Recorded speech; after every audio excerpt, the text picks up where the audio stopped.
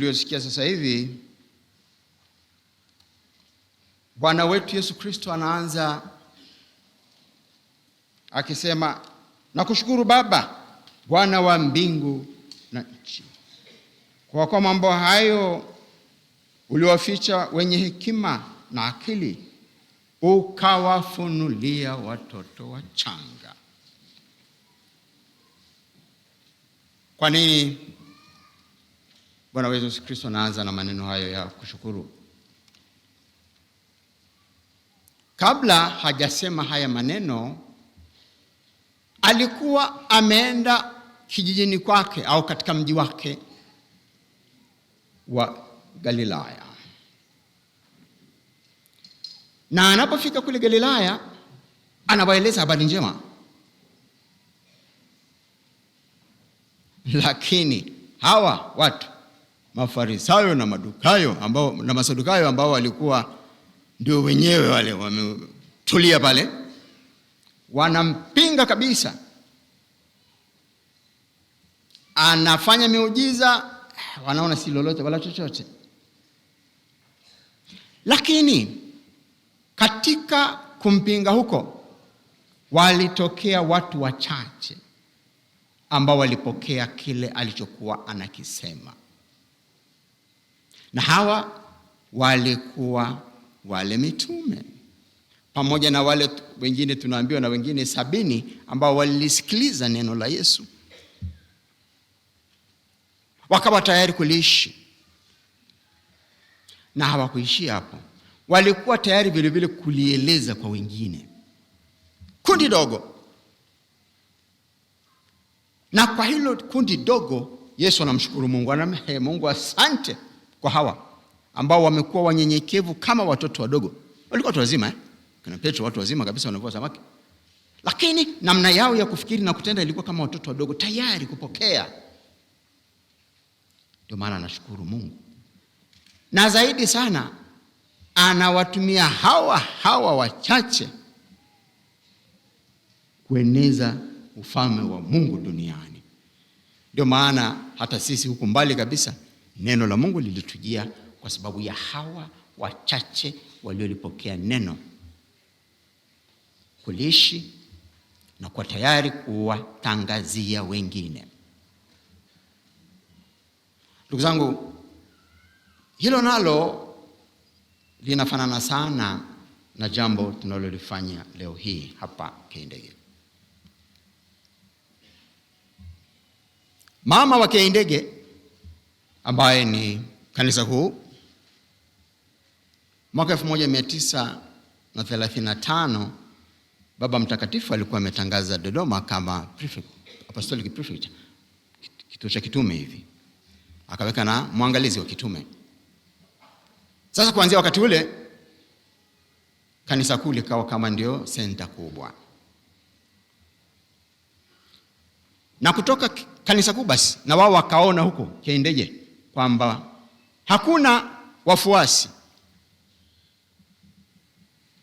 Wakaja mapadri hao, wakatafuta mti. Hapa kulikuwa na mti mmoja mkubwa tu. Kwa hiyo wale wachache waliopatikana wakakusanywa Jumapili hayo, wanakusana chini ya mti, wanasali, wachache kabisa. Mwanzoni haikuwa rahisi, walipata upinzani mkubwa sana. Lakini wale wachache kama hawa mitume wa Yesu, wachache wakakubali kulipokea neno, kuliishi na kuwasaidia wengine. Kwa hiyo kwa nguvu ya mapadri wale, kwa nguvu ya makatekista wachache hao, na kwa nguvu ya kundi hili dogo ambalo wanamwambia Mungu, asante tumepata imani na sisi tuchakarike, Kiindege kaanza kukua. Wakaingia darasani, wakawa wanasali darasani. Mwishoni wakaamua, sasa inafaa tujenge kikanisa. Na kama mnavyojua historia, sina haja ya kuenda historia yote, basi ule mwaka 1976 wenzetu Majesuiti walishakubali kuja mahali hapa baada ya Baba Askofu Isuja kuwaita. Wakawa sasa wanashirikiana na wale wachache waliokuwepo kuendeleza hilo. Baada ya ile kanisa walivunja, wakajenga kanisa kubwa zaidi, na mwisho wa siku tulipokuwa wengi zaidi ndio hili kanisa likapanuliwa, ndio maana limekaa kiasara lilivyo kwa ajili wingi wetu. Roho Mtakatifu amefanya kazi hapa sana kuwahuisha hao mapadi wetu, makatekista wetu na Wakristo wa mwanzo, kumwambia Mungu asante kwa kupata neno la Mungu, tutachakatika. Sakramenti zimetolewa nyingi, ndio maana leo hapa tuna watu waliobariki ndoa miaka 50, watu waliozaliwa miaka 50, hivyo na miaka 25 na kuendelea, kwa sababu mbegu ilimwagwa hapa, Roho Mtakatifu akafanya kazi yake na watu mbalimbali wakafanya kazi nzuri. Kwa sababu hii, wapendwa, naomba tuanze kabisa kuwashukuru wale waliokuwepo mwanzoni kabisa. Naamini baadhi bado wapo. Miaka 70 si mingi sana. Kuna waliozaliwa wako miaka 70 leo, tutawaona baadaye. Kwanza naomba niwashukuru wale kwanza kabisa waliopokea neno na kulifanya kazi. Naomba niwashukuru makatekista wote. Kwanza aliyetoa neno hili hapa, bahati mbaya sijamfahamu. Halafu wale mababa majesuit ambao walikubali kupokea mahali hapa, na nafurahi sana leo mkuu wa shirika yuko pamoja nasi. Baba, naomba msimame. Baba, naomba usimame. Baba Chimba pamoja na majesuit wote kabisa. Makofi mengi kwa majesuit. Wamemwaga jasho la damu mahali hapa kuhakikisha pamekuwa kama palipo kabisa. Asanteni sana baba. Na waliopita hapa zamani, naomba mkawapongeze na kuwashukuru sana.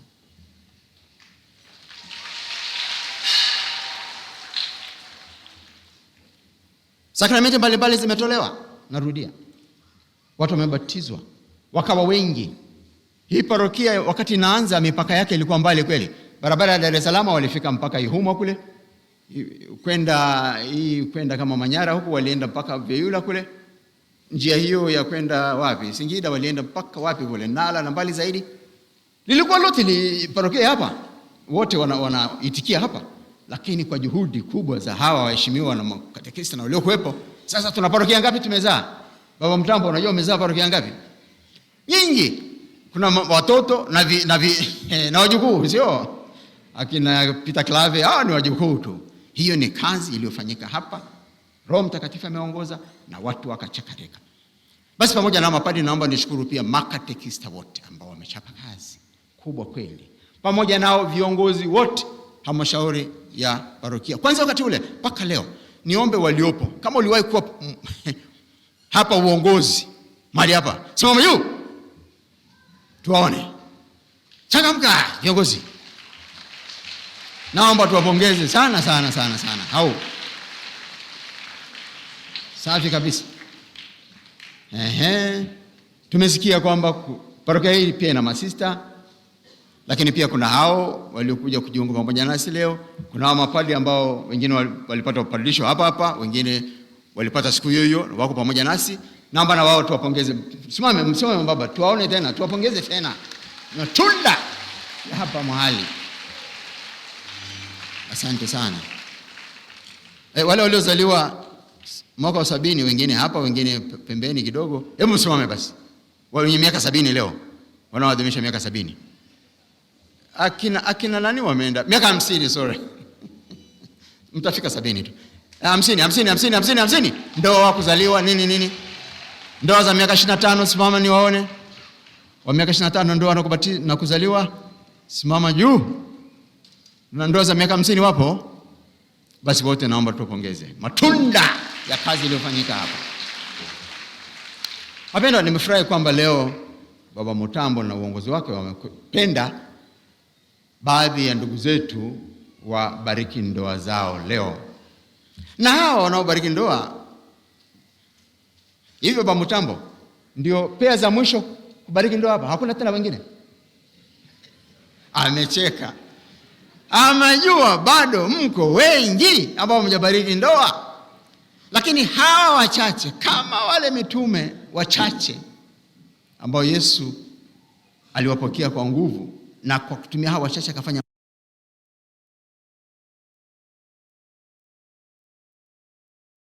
Lakini naomba na nyinyi mkafanya ya ziada kama wale mitume, na watuma na ninyi mkawasaidia wale ambao hawajaja Wapo hawapo? Tena marafiki zenu basi. Tena mnakunywa divai pamoja basi, mbaya zaidi. Na nyingine nisiseme. Sasa nakuombeni jamani, mna hao mkawashughulikie waweze kuwa sehemu yetu, wachangamke. Na wale wa Kristo waliosinzia wapo hawapo? Hao wote, hebu natoa homework kwa wana Ndege wote mlioko hapa. Kuanzia leo ndugu zangu, kuanzia leo mpaka tarehe 31 Desemba mwaka huu, naomba kila mmoja wenu aniletee mtu mmoja tu ambaye amefanya nini? Mlegevu, ambaye haji tena kanisani, haendi jumuiya, hasali. Tumeelewana eh? Mpaka Desemba ndugu yangu nitakuja hapa nakaa. Simama juu, umemleta nani mama? Tufanye hivyo. Kila mmoja homework. Leteni wote hao ambao wamepotea njia. Sasa na ninyi naombeni sana mkafanye kazi, hasa kwa wale ambao wabariki ndoa. Saidieni na waweze kupata sakramenti hiyo iliyo nzuri. Pamoja na ninyi basi kuna wajukuu zangu. Hamjambo wajukuu? Wakipaimara hamjambo? Mnajua ninyi ni maaskari na mabalozi wa Bwana wetu Yesu Kristo. Mnajua hilo? Kuanzia leo, si ndio? Simameni basi niwaone. Na zile katekisimu zenu ziko wapi? Nionyeshe katekisimu, kama huna out. Safi kabisa. Makofi kwa wazazi, wasimamizi na wote walionunua vitabu. Mketi wanangu wapendwa. Mketi sasa. Keti. Sasa mmejifunza, najua yale ya msingi. Nataka muendelee kujifunza. Ndio maana ninahimiza kila anayepata kipaimara awe na katekisimu ya jimbo la Dodoma. Najua kuna katekisimu nyingine pia, ile ya TC, na yenyewe mnisome. Lakini siku kipaimara lazima uwe na katekisimu ya jimbo na uisome, uielewe kinaganaga. Tumeelewana? Kwa nini? Napenda imani ikae ndani ya vichwa vyenu na mioyo yenu. Mkaishi, muweze kutetea imani ya kanisa Katoliki popote ulipo.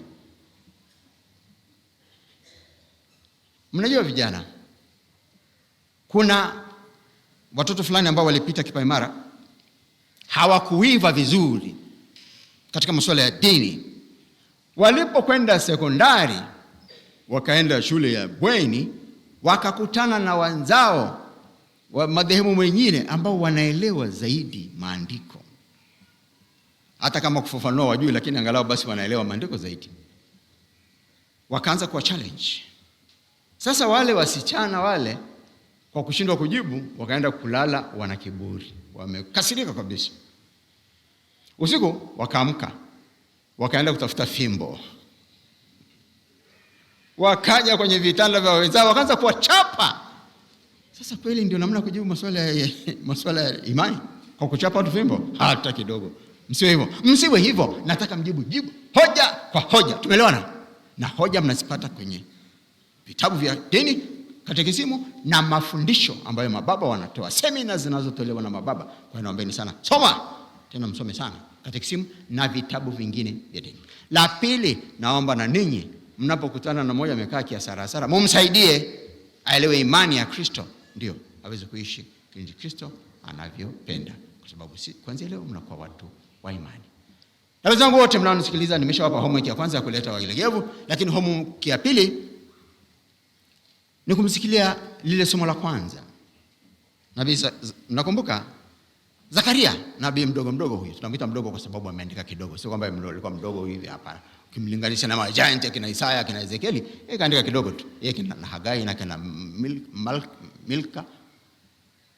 Mika, wanaandika kidogo, ndio maana tunawaita wadogo, lakini narudia, sio wadogo kwa umri wala kwa umbo, bali kwa maandishi yao. Sasa yeye pale anaongea na wana wa Israeli, wametoka utumwani Babeli, wamekuja katika nchi yao, wanakuta imeharibika kabisa, hakuna kitu, wanakata tamaa.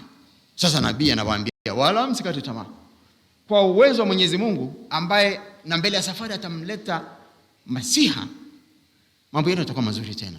Msikate tamaa. Basi wapendwa, najua katika maisha yetu miaka hii tuliyopita 50 kwanza parokia, tulikuwa na changamoto zetu, Baraka ametuambia. Na sisi kama kila mmoja peke yake ana changamoto za maisha hizo, naombeni msikate tamaa. Roho wa Mungu ambaye daima yuko pamoja nasi, na leo nitawaombeni tena baraka maalum kabisa ya Jubilei, afanye kazi katika maisha yenu. Kwanza awape nguvu ya kupokea. Kwa sababu ukipokea kitu kwa upendo kinakuwa rahisi kubeba. Ndio maana yake anaposema kuhusu mzigo mwepesi wa Kristo.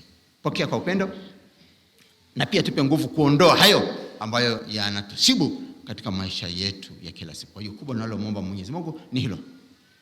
Mwaga Roho wake kwa kila mmoja wetu leo na kuleta amani ya ndani na amani ya familia.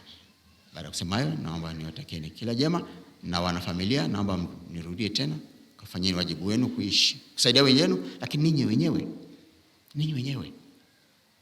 Baba, naomba ugawe muda wako vizuri. Uwe na muda wako peke yako na muda wa familia. Si muda wote, wiki nzima unachukua peke yako, hata lazima uwe na muda kukaa na familia, kusali na familia, kula na familia, watoto wakuone, mke wako wakuone. Usiwe mgeni sana. Na mama hivyo, mama anakupa kazi, wewe hakikisha kuna uelewano kule nyumbani. Baba si ndio kichwa? Nyie na mama. Baba si ndio kichwa? Wakina mama ndio kanisani, mnanisikia? Kuna mtu anatoka kule nje. Wakina mama mtazameni yule. Wakina mama tazameni yule baba anakuja kule. Kwa nini nimefanya hivi? Ili muone, sio? Na kichwa chote kizunguka, sio? Kumbe mwenye nguvu ni nani? Ni kichwa au shingo? Mama wewe ni shingo. Fanya kazi yako. Tumsifu Yesu Kristo.